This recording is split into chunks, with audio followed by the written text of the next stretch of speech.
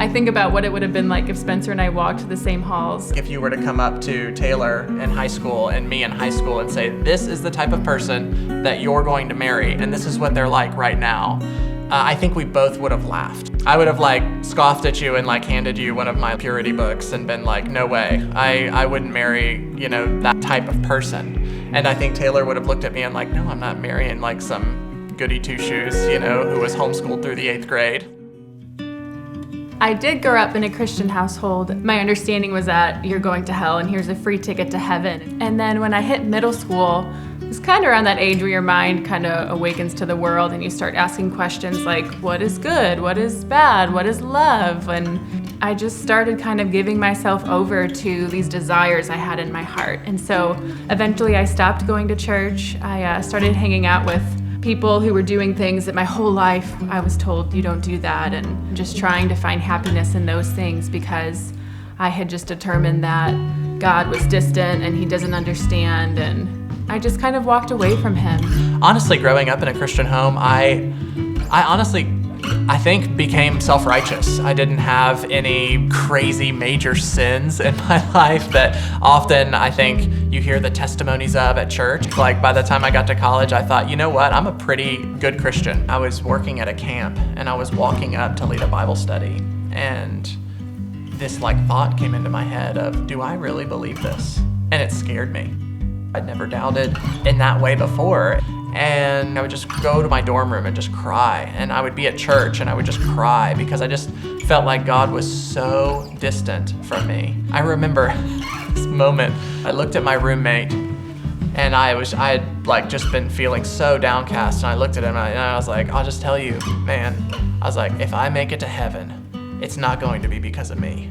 And I remember he looked at me and he's like, yeah.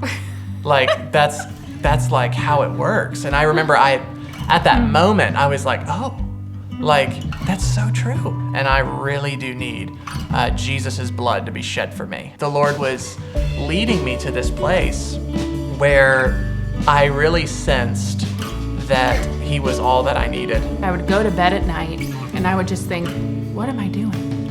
Everything I had known about what is good and how to honor God would just come crashing down on me. It's like my conscience was telling me, what are you doing?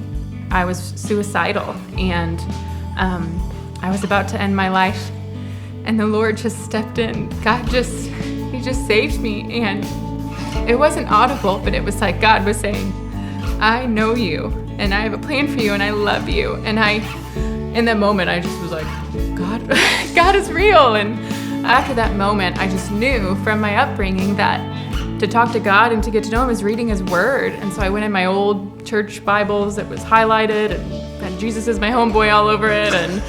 And I just ate the word. It was like food for my malnourished soul.